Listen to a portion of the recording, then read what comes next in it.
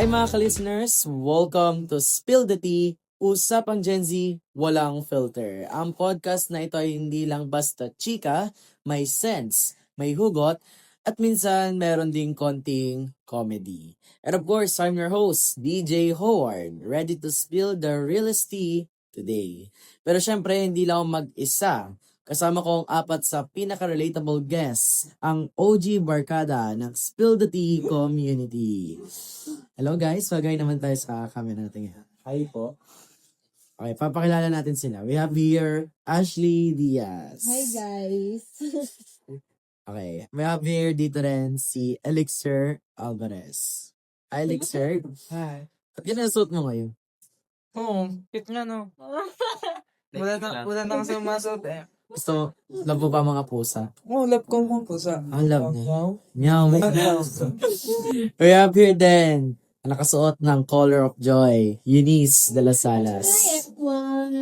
And last but not the least, ang ating reckless man, KB Kojama. Okay guys, ask ko lang, alam niyo ba ang pag-uusapan natin ngayon? Hindi. Hindi niyo alam? No. Kasi nagtanong din ako nagpa-poll ako dun sa ating social media. And yung mga fans natin, syempre, nag-send din agad. So, bago tayo mag-proceed sa ating main agenda or yung pag-uusapan natin is, mag-quick shoutout muna tayo sa ating community natin dyan. Shoutout natin si Liam, a kiss from Balayan. Hi Liam! Shoutout sa'yo. Talagang siya yung pinakaunang fan natin. Siya yung pinaka-top fan ba? Kung sa mga TikTok, ganon. Shoutout sa'yo, Liam. You are the real MVP here sa aming channel. And of course, shoutout din kay Raisa Deliola from Nasugbu, who actually sent us the topic, o yun yung pag-uusapan natin ngayon. Ito yung title. Ito yung sabi niya sa comment. So, hello, Spill the Tea community. Can you guys talk about how other generations always calls us lazy, entitled, or too sensitive? Gusto ko lang marinig from a Gen Z perspective. Shout out din po. So yun, grabe yung binigay ni Raisa. Parang may impact sa atin as a Gen Z din, di ba? Tama guys? Actually tayo. Pwede. Pero, doing nothing means resting eh. Oo nga. Parang recharge lang. Oo, recharge yun. Oo. Parang cellphone lang. Ito yung ito yung charger. Uy. Iba yun. Iba yun. Sabi nga. Okay, so our episode now will go to 3 parts. Sabi dito ni Rai na story, yung coping natin, and yung lessons from those na sinasabi sa atin. Hindi lang daw siya makaka-help to understand sa ibang generations, makaka-help din siya sa ating perspective, ano yung pinapakita natin. So, mga ka-listeners, sit back, grab your drink, and let's build this one in a Gen Z style. So, let's start dito tayo sa first question ni Rai. Para namang complicated nito. Okay. Dito yung sabi ni Rai, first question. Have you ever been judged for being a Gen Z? Like being called lazy, entitled, or too sensitive? And ano yung naramdaman nyo doon? So, start tayo. Mabigat Okay. yun ah. Yeah. Gusto mo ikaw mag-start? Ayoko. About sharing our Ayoko na wala. Si Elixir, makamig sasabihin yung pusa mo. Ano? Ay lang. Medyo few season tayo today.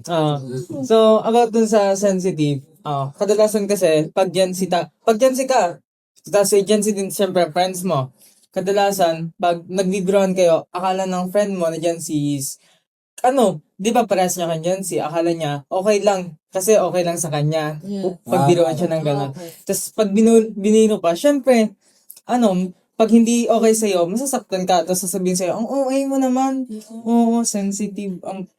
Alam mo, Parang iba sa lazy. Oh.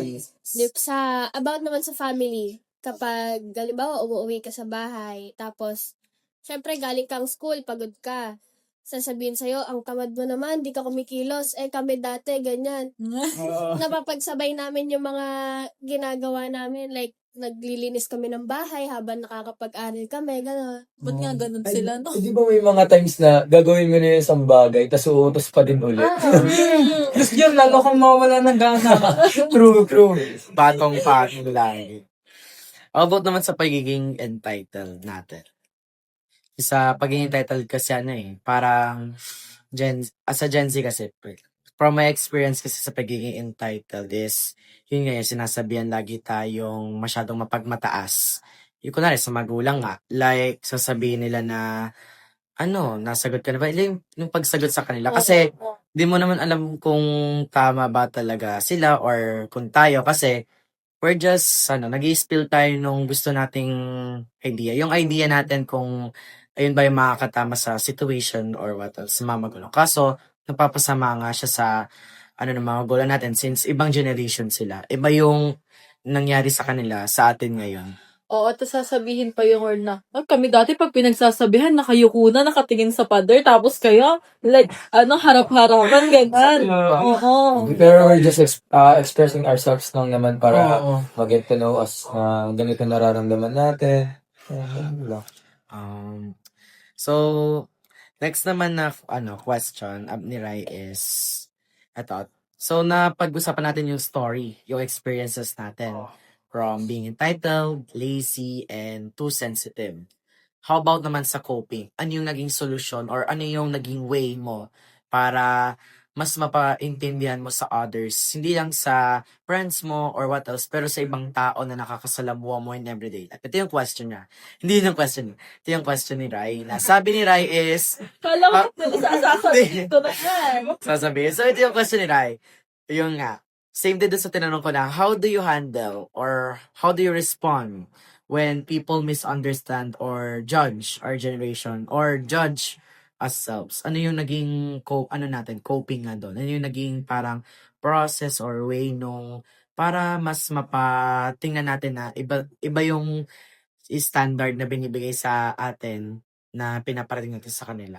Ako para sa akin, nandun yung acceptance is the key. Yung kung ano yung sa inyo, di yan, parang it is what it is. Kung ayun para sa inyo, ito para sa akin, wala tayong pakialaman. Ganun lang yan. Sa naman, sa families mo, syempre, mataas na respect mo sa kanila. So, bibigay mo na lang na papakumbaba ka na lang ganun. Kasi, ang binibigay mo naman talaga is para maintindihan ka. Pero pag na-misunderstood na mag-ano ka na lang, lalaylo ka Magiging na. masama pa yung tingin kasi Kaya, sa'yo kapag ganyan kahit Kahit anong copy. pinopoint mo lang naman yung mo. Sa akin, ako, tahimik lang ako. Tahimik lang. Tahimik na may galaw. Tahimik lang may galaw. Ang gagawin ko, pagsasabihan ako, ganon. Siyempre, hayaan ko na, kasi sanay na ako. Gagawin ko na ang ginagawa ko. Tapos yung, makikita na lang nila, ay, with honors ka pala. With high honors ka. Parang piniflex niya yun. Sinugi ako dun Magugulat na lang sila na may nagawa ka palang maganda. Pero how about naman sa school naman kaya? Naranasan nyo kaya yung mga ganong parts? So, Kasi sa friends. Diba, Friends kumbaga, pa rin. kapag hindi ka nila maintindihan, since like us, Gen Z din sila, then pag in-explain mo sa kanila yung point natin, magigets din nila. Kasi parang nandun din sila sa same situation na nararanasan natin eh. Oo. Like, kumbaga, yun nga, busy, sasabihin niya, ay, KJ. Tapos parang sasabihin mo naman na, ikaw nga din, ganun minsan, di ba? Yung parang nag-aano lang kayo. Hindi naman itong bata. Balance. Balancing. Hindi. Kasi as Gen Z rin naman, kailan ba nag-start ng Gen Z? Anong year ba? 1999 ba? Or what? 1998 or what? 2007? Oo, Wait. ganyan yung 2007 mo. 2007 ba? Huwag niyo ako i-bash. I-search mo, ang alam ko 2007. Sila at 1990. Oo, 1990 yun, something. Ano mga dinosaur? Guys, paki-correct na lang kami if mali kami. Ang sayo mo, nag-start na? Yung 1998, gano'n. Ang sa akin, 2007. Hindi ko alam. Ayan na. Gen Z ba? Hindi ko alam. Sino may phone? Paki-search. Paki-search yan. Dahil Paki-search. Sige, hulaan tayo. Feeling ko kasi 1998 or 1999 or 1997. 2007. Paki-search para Paki-search nga dyan. Search. Hindi, pag-ano na natin sa comment kung sino talaga yung tama. Kung sino yung tama sa amin, magpa-price na lang. Okay, so yun na yung naging mga coping natin. Pero talaga sa pagiging Gen Z kasi is doon mapapakita yung process no maturity. Yun yung parang yung transition natin from sa parang child, tapos teen, tapos from early adult lifehood. Yun talaga yung parang consistency. Yung process, and kailangan mas madadaanan talaga natin lahat yon kasi teenagers na tayo ngayon. Ano ba mga nangyayari sa atin teenagers? Yung iba, may mga anxiety, mga nade-depress, Karamihan about dun sa, yun. oo, Hindi mo na mapalo. yung sa mga, Pangalan yung sa mga Yeah. yung sa mga sinisiraan, yun kasi, yun din sa atin kapag sinisiraan agad tayo, parang napipil natin na belong pa ba tayo? Pag may gusto ko, maninira. Oo. So, nasabi na natin yung sa coping natin. So, meron tayo yung, ano yung sabi ni Robert kanina na sa coping niya daw? Acceptance. What it is, guys. Oo, Like, kailangan natin sa... parang kumbaga, pagkabagsak ka sa exam, it is what it is. Bagsak ako, ayun na yun. Okay. So, napuntahan na natin si experience natin at si cope. Ito na yung last na sabi ni Rai about the lessons. Ano yung naging lessons natin? Ano yung naparealize natin about dun sa dalawang kaninang question? Ito yung question ni Rai. What has being misunderstood taught you about yourself and about how generations can better understand each other? Ano yung yung sa pagiging misunderstood sa atin, ano yung naging lessons nun sa atin na about understood thought about yourself and how generations can better understand each other? Ano yung naging lessons? Sa akin, ang lessons naman sa akin is parang, wag na muna natin silang pansinin and yung mga misunderstood sa atin is clear up natin agad sa nila para hindi tayo magkagulo pa lalo. Kasi sometimes, hindi niya sa atin sa ibang tao na. Kaya, let go or explain pa natin more. Pero if ayaw na din, wag na. Tumahimik na Para sa lang tayo. kapwa. Kasi tayo pa yung mapapasama doon. How about naman sa guys? Sa akin, parang, ayun nga, na kailangan magtanggapin na magkaiba kayo ng, kumbaga, magkakaiba tayo ng pinagdadaanan, magkaiba ng sabihin natin, yun nga, kunwari, millennial, tapos Gen Z, magkakaiba tayo ng kinalakihan ng, sabihin natin, era, parang ganon. So, yun, parang tanggapin na lang natin kung ano ang How about naman kay respect each other. Tama si KB. I-explain natin, ganon. Tatanggapin natin ang era. So, ang katulad niya sa KB, explain. So, communication is the key kadalasan. Communication is the key talaga. Communication. Mas Lalo na sa mga matatanda. Oo. Ganon. Empathy. Yun. Empathy, Yun, ganon. compassion. Oo. How about you? Oo. Yun na din lahat. Parang, Dagdag ko pala dun sa Mahirap kasi yung kulay, Ayan. siya yung wala nang masasabi. yung may dagdag daw si Alex. dagdag ko dun sa empathy daw, in case sa friends, ganon, hindi, wag mong iisipin na kaya ganon ang friends mo na hindi nasama, ganon, is ayaw niya lang. Mali mo may pinagdadaan. May deep reason. Deep reason. Deep reason. Meron na. Deep reason. Malalim Malalim. Deep reason nga. Deep reason. Kala depression na. Anong reason? Deep reason. Oo, tama yung deep reason. Kaya, Alam ko malalim na mundo. Oo. Kaya hindi natin ang mga friends natin, kaibigan, gano'n. Hindi yung forget Gen Z, forget ibang millennial, is kailangan nating igaya sa atin or igaya nila. Ang sarili nila sa atin. Oo, sila. Tayo naman kasing tao is hindi naman tayo ginawa na magkapare-parehas. Oo. Parehas tayong tao na namumuhay pero yung ating mga personality traits and especially yung mga iba nating uniqueness sa atin, yun talaga yung nakapagpaiba sa atin. And yun din makikita yung pagiging authenticness natin as a person or as a human sa ibang mga tao, especially as Gen Z. Kaya nga sabi, kahit daw ang Gen Z ngayon, sila yung pinaka parang vulnerable pa. Parang iba yung tingin sa atin ng mga tao, iba yung galaw natin sa kanila. At especially, kasi parang tayo yung yung rumamin lahat. Like, kung may baby boomers. Yung baby boomers kasi sila yung parang yung mga lola na natin. Ngayon kasi parang tayo yung nag-boom lalo. Parang doon mas sumikat lalo yung, uy, anong year ka? Okay, tatanungin ako, anong year ka? 2007. Gen Z ka. Yes. Pero kasi kung dati kasi nung elementary, nagpopol kami lagi na anong year kayo pinanganak? Pinakamarami lagi ang 2008. 2008 talaga yung year na kung saan lahat ng mga Gen Z na pupa, lahat. Anong year ko pa pinanganak? Sino ba ako? Ikaw ulit? 2007. Ikaw pa ulit? Wait. Mukha siyang 2020. 1998. 1998. Hindi, si Eunice kasi ikaw Eunice, anong year ka ba? Hindi. Wow, 2007 ka? Tayo lang dalawa. Tayo lang dalawa. Wala akong ng birthday. Malapit ang birthday.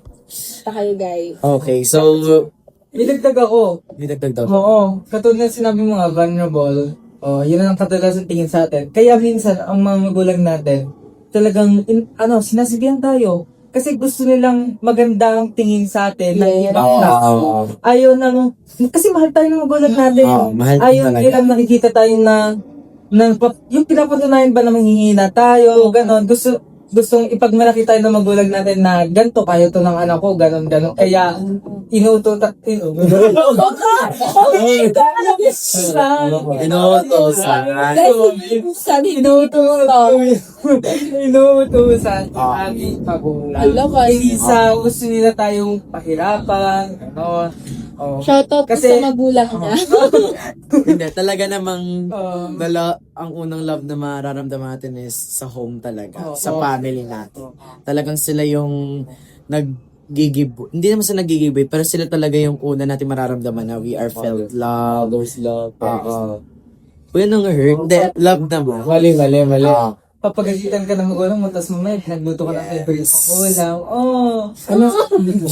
Kain tayo. Okay, so, Yun, yung, diba nung bata tayo, parang pagsasabihan tayo, minsan papaluin, pero mamaya pagtingin mo sa labas, may nakahandang pagkain. So, parang, ayun yung way nila para ayun yung Gen Z style, no? Yun yung mga naabutan ng Gen Z. Parang tinuturuan lang talaga nila tayo ng So, yun na yung last question natin. I think dito na magtatapos yung ating first ever podcast episode natin. So mga ka-listeners, tandaan nyo, next time na may magsabi sa inyo ng tamad, sabihin mo lamang na ikaw ay nagre-recharge na. Para to yung cellphone. Social battery natin nandito, mababa yun. Kailangan nating mag-recharge din. Pero kapag naman sinabi kang entitled, sabihin mo marunong ka lang mag-set ng boundaries ba? Alam mo yung limits mo dun sa isang bagay na ginagawa mo. And sa pagiging sensitive, sabihin mo, in touch ka lang sa sarili ko. I knew myself na kailangan ko munang unahin yung sarili ko bago ang iba. Yeah. Kailangan gawin yun lahat, lalo na sa mga Gen Z. Kasi we are co-Gen Z rin, helping you and understanding on ano yung perspective namin sa mga naging experiences and yung mga lessons na gusto naming iparating sa inyo na pwede nyo ring gawin or pwede nyo i-adapt. And sasabihin ko nga na Gen Z, na tayo mga Gen Zs, we're not the problem. We are part of a progress na kung saan doon natin mas malalaman yung ating work or ano yung ating pinaka-center dito sa kinatatayuan natin sa society. So, dito na tayo magsasabi na, and that's the tea. Yun na yung pinaka-tea natin ngayon about us Gen Z sa pagiging perspective on lazy, entitled, and being too sensitive. So again, everyone, I am your DJ Howard. This has been the Spill the Tea, Usapang Gen Z, Walang Filter. Stay kind, stay funny, and stay real. Bye mga ka-listeners, and see you on the next episode of our podcast. Bye!